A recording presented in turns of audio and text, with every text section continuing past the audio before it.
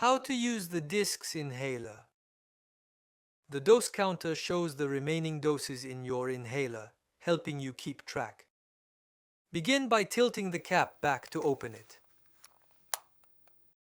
Then push the lever downwards. You will hear a click confirming that the dose is ready to be inhaled.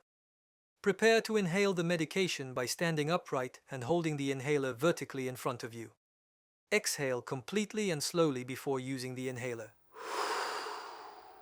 Insert the mouthpiece into your mouth, close your lips tightly around it, and inhale deeply and quickly. Pull the inhaler from your mouth and hold your breath for 10 seconds. Breathe out slowly away from the inhaler and resume normal breathing.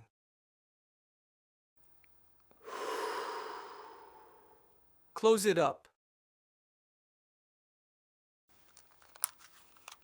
Diskus is an inhalation device that delivers your medication in powder form.